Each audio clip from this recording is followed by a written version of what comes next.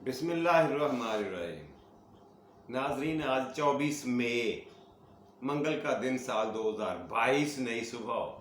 Beautiful morning, good morning, सुबह खैर। और आप सबको अस्सलाम वालेकुम। कैसे हैं आप सब लोग? मूड कैसा है? ठीक है, फ्रेश हैं? अल्लाह पाक आपको हमेशा खुश व खुर्रम रखे, आमीन।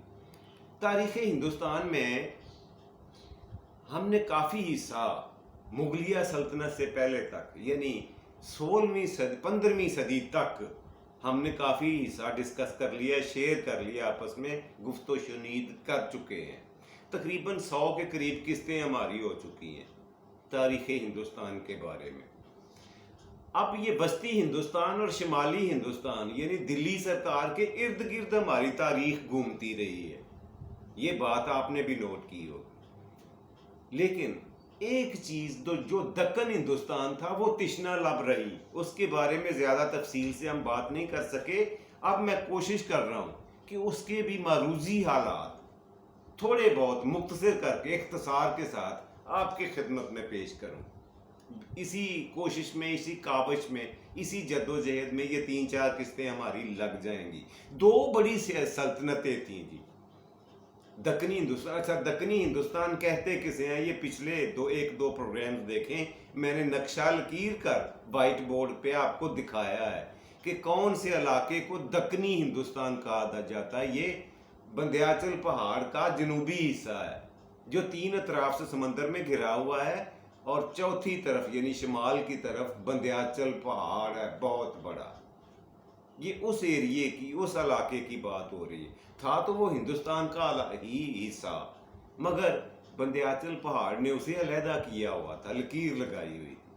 वहां पे 2 बड़ी सल्तनतें जिनका जिक्र किया जा सकता है, इंतहाई मशहूर मारूफ और बहुत बड़ी सल्तनतें हुई हैं। नंबर 1 बहमनी रियासत और नंबर 2 विजयनगर की रियासत। मैं अभी आपको ये लिख के दिखा देता हूं। बहमनी रियासत नंबर 1 है जी, बहमनी, और नंबर 2 विजयनगर। ये 2 सल्तनतें थीं जी, 2 मुल्क थे जो बहुत बड़े थे और मशहूर मारूफ थे। अब आज हम बात करेंगे बहमनी की, इस रियासत की। इसके ऊपर थोड़ी सी रोशनी डालने की कोशिश करता हूं, इसके बारे में आपको बताता हूं। कोशिश करता हूं कि इसकी बुनियाद कैसे रखी गई, किसने रखी, कौन इस पे हुक्मरान रहा। ये बड़ी मजे की कहानी है। अच्छा, हुआ ये था कि दिल्ली का ये तुगलक खानदान का दौर था, यानी 14वीं सदी की बात थी, जब दिल्ली में तुगलक खानदान बरसर इक़्तिदार था, तख्त पर थे, बादशाह थे, और मोहम्मद तुगलक का ज़माना था। इंतहाई बदनज़मी का ज़माना था, मैंने आपको पहले बता चुका हूँ। और इसके ज़माने में दक्कनी रियासतों ने जो छोटे छोटे इलाके फतह किए हुए थे, इनके आबाओ-अजदाद ने, अफ़गानों के आबाओ-अजदाद ने, उन्होंने भी बगावत का ऐलान कर दिया और अपनी आज़ादी और ख़ुद मुख्तारी का अनाउंस कर दिया। हुआ ये कि हसन नाम का एक अफ़गान पठान खान, अफ़गानी था नस्ल का, और वो मुलाजमत कर रहा था एक बहुत मशहूर मारूफ और बड़े जागीरदार की दिल्ली के कुर्बो जवार में, और उसका नाम था गंगा। वो जो जागीरदार था, ब्राह्मण था कौम के लिहाज से, और उसका नाम था गंगा। अच्छा, ये जो बहमनी का लफ्ज है, बहमनी या बहमन, ये असल में ब्राह्मण ही की बदली हुई शक्ल है। ब्राह्मण ही, मैंने इसका पता किया है, ये ब्राह्मण ही की बदली हुई शक्ल है, बहमनी या बहमन। और ब्राह्मण कौन होते हैं मैं आपको तफसील से बता चुका हूं तारीख़ हिंदुस्तान की अवाइल की किस्तों में। अच्छा, ये एक ब्राह्मण था, इसका नाम था गंगा। ये बहुत बड़ा जागीरदार था गंगा। इसकी ज़मीन और जागीर थी दिल्ली के अतराफ में, اور اس کے ساتھ ایک کاشتکاری کے لیے ایک لڑکا کام کرتا تھا جس کا نام تھا حسن.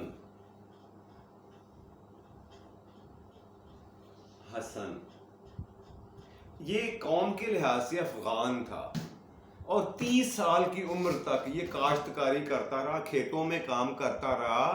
کس کے؟ گنگا کے کھیتوں میں, برہمن کے کھیتوں میں.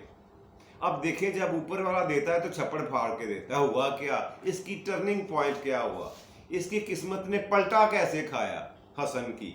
وہ ایسے کہ ایک دن یہ ہل چلا رہا تھا اس کھیتوں میں, اور وہاں سے اسے ایک دفینہ ملا, ایک بہت بڑا برتن ملا جو ہیرے جواہرات اور قیمتی موتی سونا چاندی سے بھرا ہوا تھا, پورا دیگچا تھا. اس نے وہاں سے اٹھایا اور سیدھا لا کے اپنے مالک کو گنگا کو دیا. اچھا, گنگا بہت حیران ہوا اس کی دیانتداری اس لڑکے کی دیکھ کر, انتہائی ششدر رہ گیا. اس نے سوچا کہ یہ تو میرے سے بھی زیادہ امیر بن سکتا تھا, اگر یہ دفینہ اپنے گھر لے جاتا تو یہ میرے سے بڑا جاگیردار بن سکتا تھا, یہ مجھے دینے کے لیے آ گیا ہے. اس سے بڑا دیانتدار ایماندار آدمی کون ہو سکتا ہے؟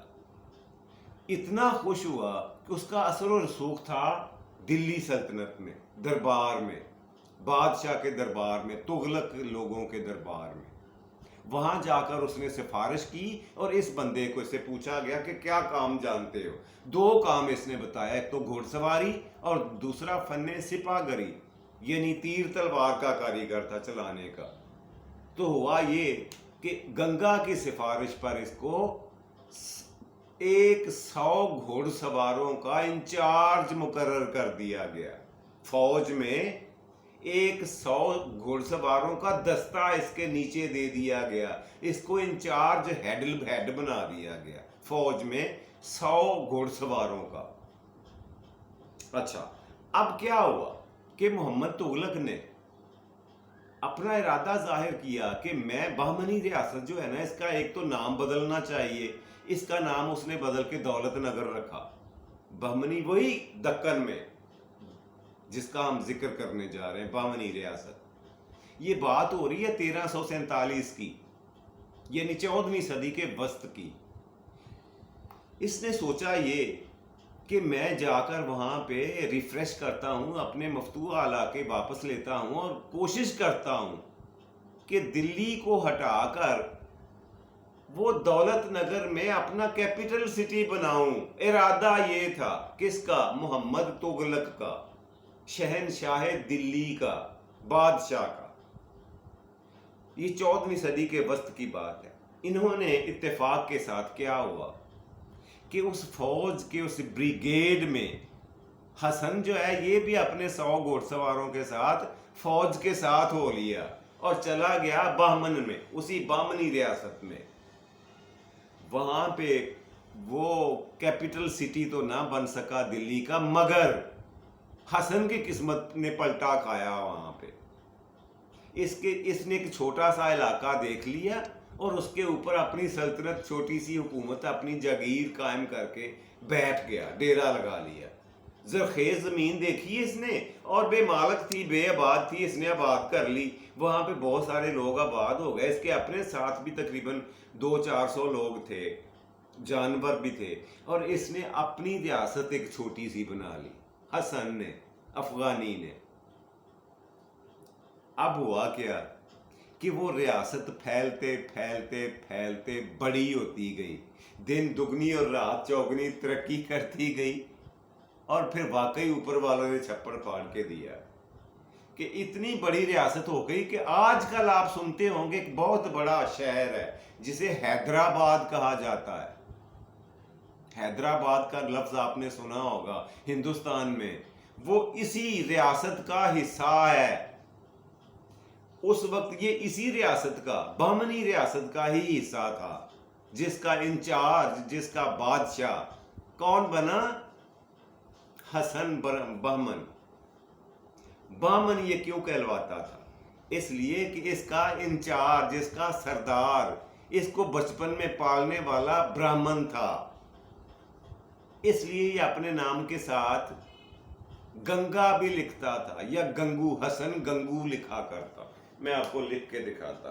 اس نے پھر بعد میں جب بادشاہ بنا بہت بڑی مملکت کا, تو اس کا نام پورا پھر یہ لکھا جانے لگا, سلطان حسن گنگو بہمنی. یہ تھا جی اس کا نام جو پورا یہ لکھا کرتا تھا بادشاہ بننے کے بعد. ہے نا عجیب سی بات. اس کا جی اس خاندان کی پھر اس علاقے میں بہمنی میں حسن گنگو کی, اچھا گنگو کیوں لکھتا تھا؟ یہ اپنے مالک کے توسط سے, اس کے نام کی وجہ سے. گنگا جو ہندو تھا اس کے نام کی وجہ سے گنگو لکھا کرتا اپنے نام کے ساتھ. حسن, سلطان حسن گنگو بہمنی, اس کا پورا نام بادشاہ بننے کے بعد یہ ہوا. اور سب سے بڑا کام اس نے یہ کیا کہ اپنے اس مالک کو اپنا وزیر اعظم مقرر کر دیا اور خود بادشاہ بن کر حکومت کرنے لگا. یہ 1347 کی بات ہے, نوٹ فرما لے. 1347 سے 1526 تک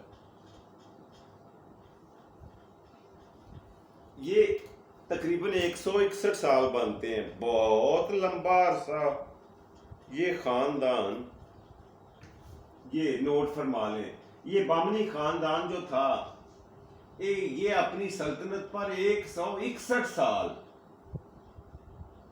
یعنی 1347 سے لے کے 1526 تک حکومت کرتا رہا. بہت لمبا عرصہ. اتنی لمبی چوڑی حکومت اور اتنی بڑی سلطنت ان کی رہی. 161 سال اس کا خاندان, اس کی اولاد, اس کے بیٹے, اس کے پوتے, ان کے پڑپوتے وغیرہ وغیرہ حکومت کرتے رہے اور بات آگے تک چلتی رہی. یہ نوٹ فرما لیں اچھی طرح سے. اس کے بعد یہ ہوا کہ جن دنوں میں تغلق, سید اور لودھی خاندان تخت دلی پر براجمان تھا نا, 3 خاندان اس 161 سال میں 3 خاندان دلی پر حکومت کرتے رہے, لیکن اس کو کسی نے نہیں چھیڑا. اس بہمنی ریاست کو, حسن گنگا کو کسی نے نہیں چھیڑا. یہ اپنا کام کرتا رہا. یہ خاندان 161 سال تک قائم رہا. ادھر حکومتیں دلی میں بدلتی رہی ہندوستان میں, بہت ساری آتی رہی. میں نے آپ کو 3 بڑے نام گنوا دیے ہیں, اور وہ تھے تغلق, سید اور لودھی خاندان. اور اس نے نوٹ فرمائے کہ جو بہمنی کا کیپٹل سٹی تھا اس کا نام تھا گلبرگہ. یہ رہا گلبرگہ, یہ نام تھا اس کے کیپٹل سٹی کا, یعنی دارالحکومت کا نام تھا.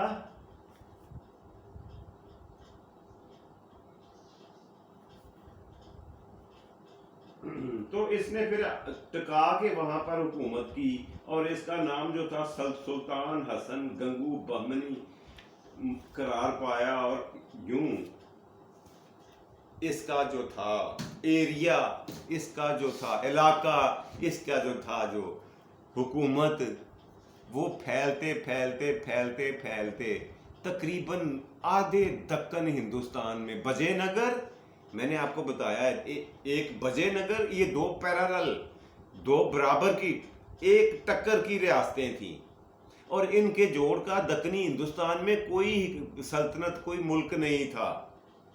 نمبر 1 بہمنی, نمبر 2 بجے نگر. اگلی قسط میں آپ کو بجے نگر کے بارے میں بتاؤں گا, لیکن آج میں نے آپ کو بہمنی ریاست کے بارے میں تھوڑا بہت اختصار کے ساتھ مختصر کر کے بتا دیا ہے کہ یہ کیا ریاست تھی, اس پہ کون حکومت کر رہا تھا, اور کیسے وہ حاکم بنا. یہ میں نے آپ کو بتا دیا ہے کہ حسن کے بارے میں. حسن کیسے افغانستان سے ایک پٹھان کا بچہ ادھر آ کے ملازم ہوا, کاشتکار جاگیردار کے ہاں, دفینہ مالک کو دیا, اس نے فوج میں بھرتی کروایا, فوج کے ساتھ یہ دکن میں گیا اور وہاں پہ چھوٹی سی ریاست قائم کی, جو بعد میں بہمنی ریاست کی شکل میں وجود میں آئی. اور دنیا کو دیکھ دیکھ کر دنیا کی آنکھیں خیرہ ہوتی رہیں. لیکن ایک بات ہے، اس خاندان نے بہمنی، یہ جو گنگا کا حسن کا خاندان تھا، اس نے اپنی عوام پہ کبھی کوئی ظلم و ستم نہیں کیا. اس نے اپنے عوام کو بہت خوش رکھا، کبھی کسی کی داد رسی کرنے سے گریز نہیں کیا، ہمیشہ ظالم کے ساتھ آہنی ہاتھوں سے پیش آیا اور مظلوم کا ساتھ دیا، ہر مظلوم کو انصاف اس کی دہلیز پر مہیا کیا. یہ کہا جائے گا، یہ تاریخ آج بھی سے سنہری حروف میں یاد کرتی ہے کہ اس کا دور حکومت انصاف کے لیے، عوام کے لیے، پبلک کے لیے بہترین دور تھا حسن کا. اور وہ بھی اس کی اولاد کا، اس کا خاندان 161 سال، 1.5 صدی سے بھی زیادہ بامنی ریاست پر، سلطنت پر، ملک پر یہ قابض رہا اور حکمران رہا. اور اس کا دارالحکومت تھا گلبرگہ. یہ تھی جی آج کی تاریخ ہندوستان کا پہلا سیگمنٹ. میرا خیال ہے یہیں پہ بند کرتے ہیں اسے جی، کل انشاءاللہ اس سے آگے چلیں گے. ٹھیک ہے؟ خیر، پروگرام کا دوسرا اور مزیدار سیگمنٹ ہوا کرتا ہے آج کا لفظ. جی آج کا لفظ بڑا مزے کا لے کے آیا، نوٹ فرمائیں، لکھ لیں. آج کا لفظ کیا ہے یہ لکھنے جا رہا ہوں، آپ نے مجھے پڑھ کے سنانا ہے. یہ کیا لکھا ہے میں نے؟ سموسا. جی بالکل، یہ تیل میں تلا ہوا ایک کھانے کی چیز ہے جس میں ترکاری بھر لیں، کیما بھر لیں، گوشت بھر لیں، سبزیاں بھر لیں، اس کو تیل میں تل کر کھایا جاتا ہے، اسے سموسا کہتے ہیں. یہی ہے نا؟ اچھا، سموسا بنا کیسے؟ یہ ہندی کا یعنی سنسکرت کا لفظ تھا اور یہ 3 الفاظ کا مرکب ہے. جب میں نے اس کا پیچھا کیا ہے، یہ پہلا حرف یہ ہے لفظ،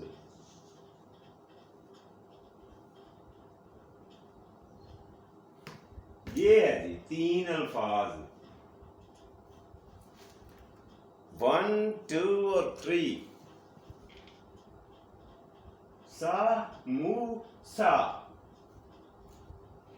یہ سا کا مطلب ہے 3، منہ کا مطلب منہ، چہرہ، شکل، اور سا والا، یعنی 3 منہ کی شکل والا. وہ چیز جو جس کے 3 منہ ہوں، 3 نکرے ہوں، 3 کونے ہوں، اسے سموسا کہتے ہیں. اور اسی طرح ایک دموسا بھی ہے، وہ آپ نے سنا بھی نہیں ہوگا، اس کے 2 منہ ہوتے ہیں، وہ 3 نہیں ہوتے، یہی چیز ہوتی ہے لیکن اسے دموسا کہتے ہیں. دموسا. اسے ساموسا اس لیے کہتے ہیں کہ اس کے 3 منہ ہوتے ہیں، 3 چہرے، 3 شکلیں ہوتی ہیں، 3 نکرے کارنر ہوتے ہیں، اس لیے اس کو ساموسا.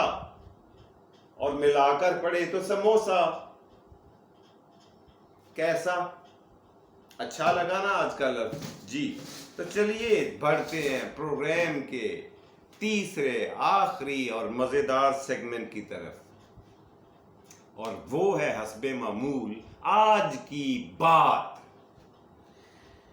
جی سر سائیں، آج کی بات آپ سے میں یہ کہنا چاہتا ہوں کہ بات یہ ہے کہ اکثر لوگ، سیانے لوگ، پڑھے لکھے لوگ، عقل مند لوگ کہا کرتے ہیں کہ جو وقت ہوتا ہے نا، یہ بہت بڑی مرہم ہوتا ہے، یہ بڑے سے بڑے زخم کو بھر دیتا ہے. یہ بات درست ہے، لیکن میں نے یہ بھی فیل کیا ہے کہ وقت گزرنے کے ساتھ ساتھ بعض زخم، بعض کڑوی یادیں، بعض برے واقعات ٹھیک ہے مٹ جاتے ہیں، لیکن یہ بھی طے ہے کہ کچھ واقعات ایسے بھی ہوتے ہیں، کچھ زخم ایسے بھی ہوتے ہیں، کچھ دکھ، کچھ درد ایسے بھی ہوتے ہیں جو بجائے بھرنے کے بگڑ جاتے ہیں، ختم ہو جاتے ہیں۔ اب یہ ہم انسانوں کی ذمہ داری ہے کہ اس پہ نظر رکھیں، اس پروسیس پہ، کہ وقت کی مرہم زخموں کو ٹھیک کر رہی ہے یا ان کو کینسر زدہ بنا رہی ہے۔ امید ہے آپ سمجھ گئے ہوں گے میں کیا کہنا چاہ رہا ہوں۔ بات چھوٹی سی ہے، اور پھر یہ کہ انداز بیاں اگرچہ میرا شوق نہیں، شاید کہ تیرے دل میں اتر جائے میری بات، ہو سکتا ہے آپ کو سمجھ آ جائے ان ٹوٹے پھوٹے الفاظ کی، گری پڑی باتوں کی کوئی مطلب آپ پازیٹیو مطلب لے لیتے ہو۔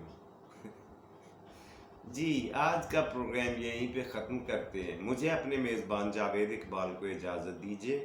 اپنا اور اپنے پیاروں کا ڈھیر سارا خیال رکھا کریں، خوش رہیں، خوش رکھیں، خوشیاں بانٹیں اور خوشیاں سمیٹیں۔ اللہ سونا آپ کو آسانیاں عطا فرمائے اور آسانیاں تقسیم کرنے کی توفیق دے۔ رب رکھا اور پاکستان زندہ باد۔